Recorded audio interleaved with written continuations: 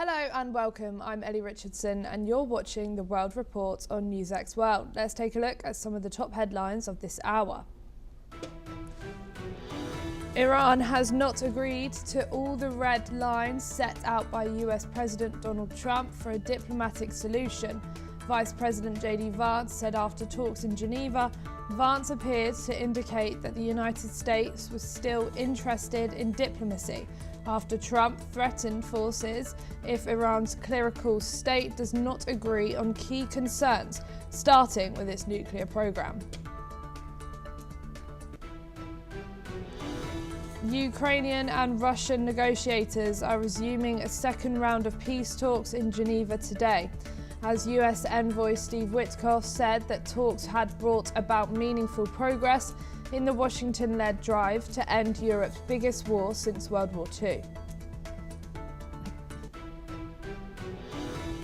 A frantic search is underway for 10 backcountry skiers missing in an avalanche in the mountains of California, where a huge storm dumped heavy snow.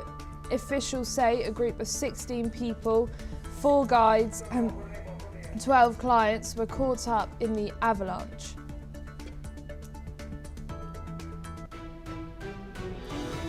India's Prime Minister Narendra Modi said ties between India and France are very special after talks with President Emmanuel Macron during his 3-day visit for the AI summit.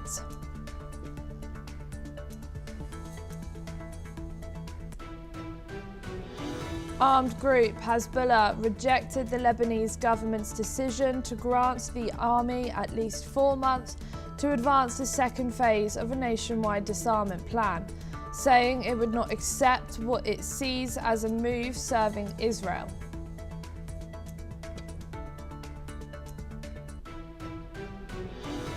Millions of files related to the late sex offender Jeffrey Epstein suggest the existence of a global criminal enterprise that carried out acts meeting the legal threshold of crimes against humanity, according to a panel of independent experts appointed by the United Nations Human Rights Council.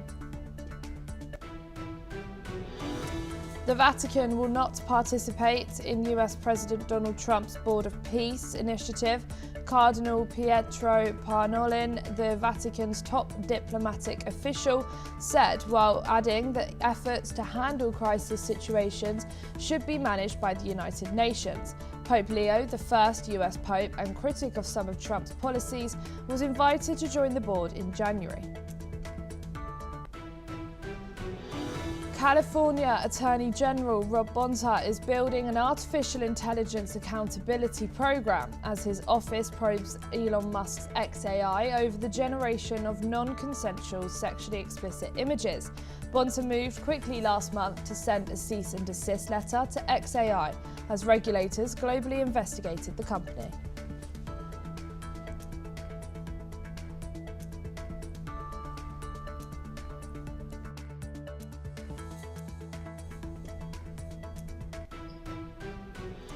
And for your top story this hour, Downing Street confirms that UK Prime Minister Keir Starmer spoke with US President Donald Trump last night. The discussion focused on ongoing Ukraine negotiations and efforts to deliver a just and lasting peace. Both leaders also reaffirmed their commitment to prompting stability and peace in the Middle East. Officials say the talks were friendly and constructive, aimed at strengthening bilateral cooperation. This phone call comes as the United States held nuclear talks with Iran yesterday. The United States is also in continued trilateral talks with Russia and Ukraine to reach a peace deal. Both these talks have taken place in Geneva. We are now being joined by Dr. Gilbert Doctorow, who is a Russian affairs expert joining us from Brussels. Thank you for joining us here today on NewsX World. How do the British and American approaches to the Ukraine conflict align or differ? And what challenge does that pose for diplomatic negotiations? They differ. The British are doing their very best to disrupt the peace talks by influencing the Ukrainian negotiators and insisting that they not accede to the Russian demands for evacuation, withdrawal from Donbass. Yesterday's Russian state news had their European bureau chief outside the Hotel Intercontinental in Geneva shortly after the talks ended, and shared with the audience some of what she saw and heard, which included pictures of Mr. Starmer's deputy, a very close advisor to him on security matters, who was sitting in the lounge of the Intercontinental, waiting for the Ukrainians to come out so that he could grab them and confer. And confer here means, as I said, ensure that they not make compromises and that the talks fail.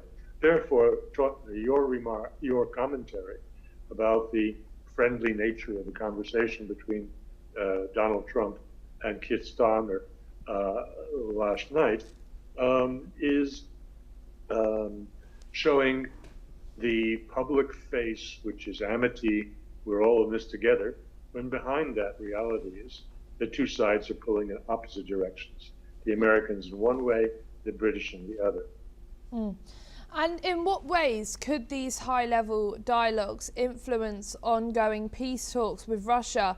And what diplomatic or military leverage do the UK and US bring to the table? Well, the UK brings very little normal, conventional military leverage to the talks. Britain's armed forces are pitifully small compared to Russia's. So that is out of discussion. But Britain has been a spoiler. Britain has been a collaborator in sabotage, in assassinations, and in other dirty works that the Ukrainian forces have inflicted on Russia's generals, on Russia's nuclear triad, and so forth.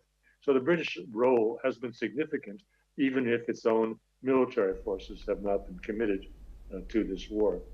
In this sense, as I say, Mr. Trump and Mr. Starmer are keeping up appearances. They would like to maintain the fiction of close national coordination and shared interests. The reality, of course, is quite different, as I just suggested. The position coming out of the Observer, the news reporter from Russian state television, was that there is a split within the Ukrainian delegation, and that the nominal head of the delegation, former head of Ukrainian military intelligence, and since several weeks, the head of the presidential administration of Mr. Zelensky, that Mr. Budanov is saying, give the Russians all of the Donbass now, get it over with, and let's move on. While others in the delegation are true to the predecessor of Mr. Budanov as head of the presidential administration, Mr. Umerov, who insists that no concessions should be made to the Russians, and that is the line that Mr. Zelensky publicly took last night. And beyond Ukraine, Starmer and Trump reportedly discussed stability in the Middle East. What shared priorities and differences might have emerged in those discussions? On the case of Iran, I think the positions of the United States and Britain are probably much closer than what we've just been discussing over Russia-Ukraine. I think that neither side wants to see a conflagration that would close the Straits of Hormuz, that would inflict enormous economic damage on global oil trade. So I think that genuinely they could be reading from the same choir book, from the same scores with respect to Iran. Mm. Thank you so much, Gilbert, but please don't go too far, as we will be back with you very shortly. Iran and Russia are set to conduct joint naval drills in the Sea of Oman and northern Indian Ocean. The drills, part of a long-standing maritime security belt series, aim to improve cooperation between the two nations to counter maritime security threats and combat maritime terrorism. Iranian Navy Commander Hassan Magaduslo has stated that the drills could focus on coordinating in addressing security challenges. This exercise reflects a deepening military partnership between Tehran and Moscow, especially amid growing geopolitical tensions in the Middle East. The drills come after Iran's Revolutionary Guards conducted military exercises in the Strait of Hormuz earlier this week, a crucial global shipping route for oil exports. Analysts see this growing military cooperation as part of a broader strategic alignment between Russia and Iran, both of whom seek to challenge Western influence in the region and assert control over key maritime trade routes. We are now being joined again by Dr. Gilbert. Thank you for joining us back here on NewsX World. What strategic message are Iran and Russia sending by conducting coordinated naval drills in the Sea of Oman and Northern Indian Ocean? And how might this influence regional security dynamics? I think that these naval exercises were scheduled long in advance of the present crisis in the Middle East. But they're being used to bear on that crisis. After all, the United States has its single aircraft carrier task force in place, is bringing a second task force in place, a second aircraft carrier, all to exert enormous pressure on Iran for the sake of the negotiations that are proceeding with respect to uranium enrichment, and if the United States hopes, to other issues on its agenda, which otherwise the Iranians reject. Nonetheless, the key issue is the enrichment, and that is under negotiation, and America is trying to influence it by its show of strength. The Russian presence there is symbolic, but it bears not only on it bears less on the reality of the negotiating situation with respect to Iran than it bears on the negotiating situation with respect to Ukraine. You'll have to note that both negotiations over Iran and over Ukraine were taking place in Geneva yesterday with the same American negotiators, Witkoff and Kushner. That's not an accident. These two crises and negotiations are interrelated. It is fairly clear to me, at least, that Mr. Putin threatened Trump. This goes back a week and a half ago. That if you proceed with an attack on Iran, then there will be no further negotiations over Ukraine. So from the Russian standpoint, the issues are intimately linked. The real backer of Iran in the crisis, of course, is not Russia. It is China. China has, in the past few months, supplied Iran with an ecosystem of detection, the world's most unique radars that look over the horizon to 700 kilometers and can detect America's special aircraft that are supposedly invisible to radar. This plus satellite imagery and satellite tracking of American military assets in the waters of the Middle East are invaluable for Iran's defense.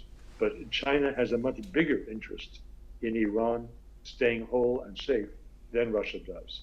The Chinese receive 1.4 million barrels of oil a day from Iran, which is critical to the functioning of the Chinese economy.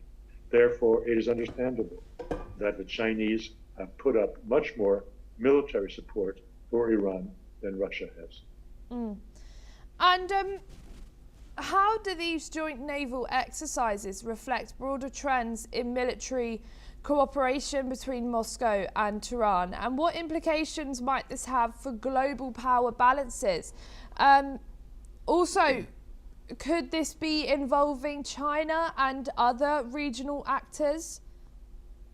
Well, in general, China has brought its naval assets into the region, including a special equipped ship that is equivalent to American air surveillance of the region. This provides Iran with very effective, usable, real-time information for targeting American naval vessels that are in movement in the region. So, as I say, the Chinese, in terms of military assistance, are a far bigger factor. Nonetheless, the Chinese, the Russians, and the Iranians all are supposed to be participating in various naval exercises during this time period. As to the level of alliance, the Russians have no military pact with Iran. This is all being arranged on an impromptu ad hoc basis because the two parties decided it was safer not to have such a military alliance in place, going back to December, January, when the Iranians of the incoming Trump administration still had the illusion, hope, that a deal could be reached with Trump and the sanctions would be lifted on Iran, which was a much greater reward than anything that the Russians could give them. That, of course, fell away. We know that Mr. Trump came in threatening Iran, attacking Iran, and it's taken a while for the sides to come back together at the negotiating table. But still, the Russians do not have a military alliance with Iran. They will not have, obviously. The Chinese, neither do the Chinese. But de facto, as I say, for the reasons of China's dependence on Iranian oil, the Chinese are giving very substantial military assistance to Iran, which makes an American attack unlikely, if almost one could say impossible. Thank you so much, Dr. Gilbert Doctorow, for joining us here today on NewsX World. It was lovely speaking to you. Australia has announced it will temporarily ban one of its citizens held in a Syrian camp from returning home. This decision comes under rarely used powers aimed at preventing potential terror activity. 34 Australians, including children, are held in the northern Syrian facility, many linked to families of suspected Islamic State terrorists. Authorities say some were briefly freed but turned back by Damascus over inadequate paperwork. Home Affairs Minister Tony Burke confirmed one individual received a temporary exclusion order based on security advice. Prime Minister Anthony Albanese said some members had aligned with a brutal ideology, but children are not responsible for their parents' actions. The potential return has sparked debate in Australia as support for the right-wing One Nation party hits record levels. The government continues to assess security risks before allowing anyone else to return. We are now being joined by retired Major General Gigi Davidi, who is a war veteran and professor of international relations and strategic studies, joining us from New Delhi. Thank you so much for joining us here today. Thank you, Ellie. Thank you, always a pleasure. Thank you. So, how does Australia balance national security concerns with its legal obligation to allow citizens to return to their home country? Well, Ellie, it's always a challenge because national security is very paramount, and especially, over the last couple of months, there have been a number of cases in Australia, and one was the recent one in Sydney, where the father-son duo had, caused a couple of casualties with their firearms, and the son had a record of links with certain terrorist organizations. So to that extent, I think the government had enacted a law in 2019, which has the legal, provisions to bar people who have suspected or doubtful record. And now this is exactly the case which is now being applied for people who are in custody in Syria, who have links with ISIS, But ironically, even the children are affected, and rightly so. When the Prime Minister Albanese said that how can you blame children for the acts of their parents or their guardians? So therefore, I think Australia has to balance it out, and they have to deal case by case, because it cannot be dealt across the board. They have to see case by case and see how each case actually is to be handled. And of course, the law is there, but law cannot be applied across the spectrum. So I'm sure the security agencies will take a call and see each case how it is to be handled. And now in this case, they have actually stopped the entry of one of these persons who is held up there. And there are, as I said, 34 of them. So they'll have to be dealt case by case. But nonetheless, the national security very paramount, and especially so when Australia had number of cases of shooting and terrorist related violence. Ali. And what are the ethical and humanitarian implications of banning someone? Like you said, these are children. So they're banning women and children from returning home, especially when they are in these big conflict zones like Syrian detention camps. Absolutely, Ali, because human rights always clash when the security is concerned, and many times it is the children or some relatives who are not connected with the, either the people who are suspected or who are involved in such cases. But then again, one has to take a call case by case, because after all, the children are vulnerable and they are dependent upon their parents. And if they are, either they are held back or they are not allowed to join in, then it also comes the concern as to who will look after them. So this is a very delicate and sensitive issue. This has to be handled both through the legal means and also through the compassion, through the empathy. Now that's where the line has to be drawn, because many a times you have to circumvent the legal issues on the ethical grounds, and ethical issues have to be many a time seen from the prism of security. So I think this is a very sensitive issue. It has to be tackled case by case, and more than that, I think empathic, or at least the compassionate, concern must be given in, or at least must be taken care of, because law cannot be stringently applied, and there's always a human angle to it. And in this case too, I think this has to be seen both from the legal and also from the humanitarian perspective. Ali. Thank you, but please don't go too far, as I will be joining back with you very shortly. US Vice President James David Vance has said that he worries about how companies use artificial intelligence. Vance has added that he is worried about the companies using artificial intelligence to surveil Americans. Vance has also said that he is worried about invasions of privacy, and he is also worried about political businesses. We are now being rejoined by retired Major General Gigi Davidi. Thank you for joining us back here today on NewsX World.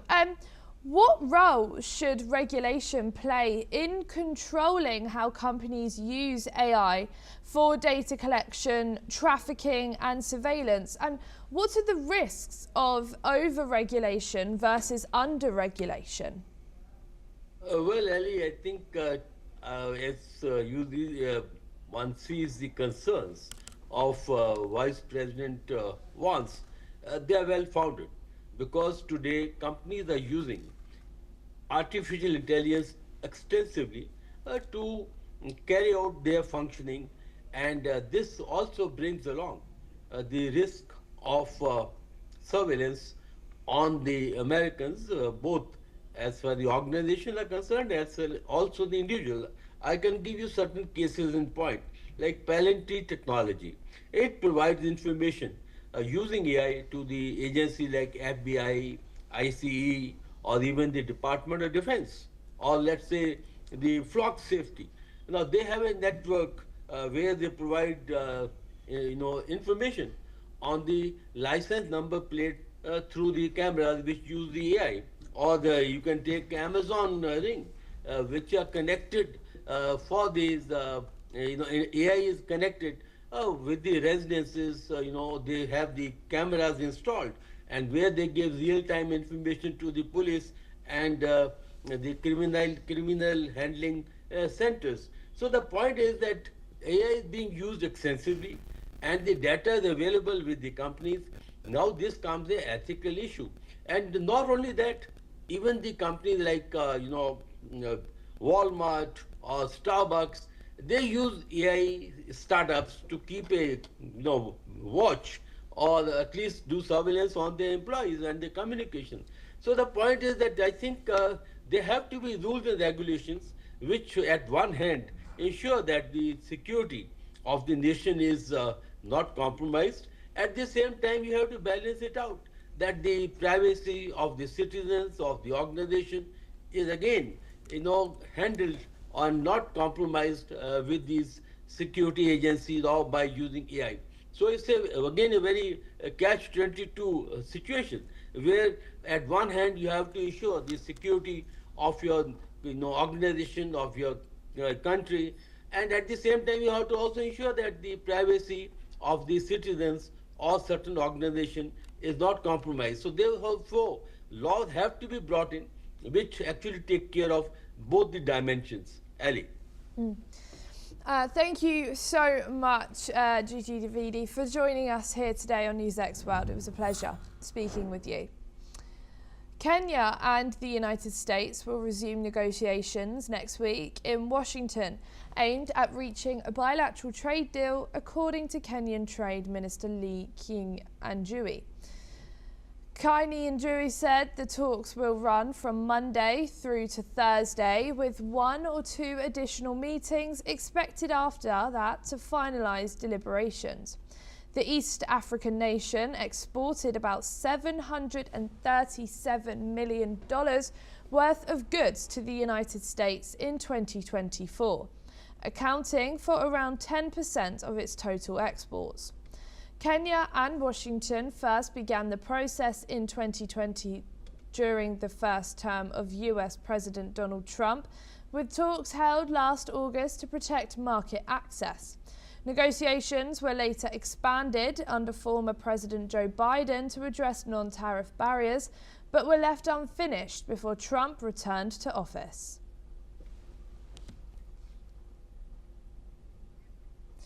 The United States has moved more than 50 fighter jets towards the Middle East in the past 24 hours, as Washington and Iran are holding high-stakes nuclear talks in Geneva. The aircraft include F-22, F-35 and F-16 jets, along with several refueling planes tracked by social media accounts that monitor military flights. Flight tracking data in recent days also showed unusually heavy movement of US air power towards bases in Europe and the Middle East. As per US officials, the military build-up also includes continued deliveries of US air defense systems to the region. In fact, several American units already deployed in the Middle East that were due to rotate out in the coming weeks have had their deployments extended. Today is day 3 of the AI Impact Summit 2026 in the national capital of India. Kicking off with Research Symposium, the summit will bring together leading academics, researchers and think tanks to present cutting-edge AI research, new methodologies and evidence-based policy insights. On February the 19th, the official summit opens with an invite-only inaugural ceremony at the Bharat Mandapam Convention Centre, inaugurated by Prime Minister Narendra Modi. The summit will feature various sessions, including a leaders' plenary and CEOs' roundtable, both of which will be addressed by PM Modi. In attendance are prominent tech leaders like Sundar Pichai, CEO of Google and Alphabet, who is in Delhi for the summit. Pichai tweeted sharing his enthusiasm for the event. According to Union Minister Ashwani Vishwakarma, around 250,000 people attended the event on February the 17th. highlighting the event's scale and significance. Among the major figures making headlines is Bill Gates, the co-founder of Microsoft. Gates has confirmed to deliver his keynote address on February the 19th. His participation had sparked speculation after his name briefly disappeared from the list of speakers. But a spokesperson from the Gates Foundation confirmed his attendance. His keynote will likely focus on the intersection of AI, global developments and sustainability. The summit promises to be a vital gathering for shaping the future of AI, with discussions ranging from AI ethics and sustainability to the impact of AI in emerging economies and policy frameworks.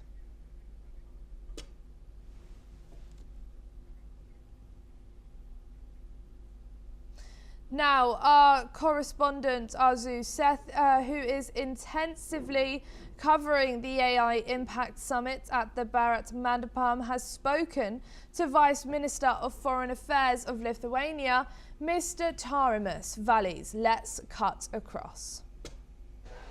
Well, India is hosting AI Summit 2026 and we are at Bharat Mandapam in New Delhi. And joining us, a very special guest, he is the Vice Minister of Foreign Affairs of Lithuania. Sir, thank you so much for talking to NewsX. So first of all, let me begin with your experience of, first global summit in the Global South, the AI Impact Summit. How is your experience going on? So far, so good. It's my first time in India.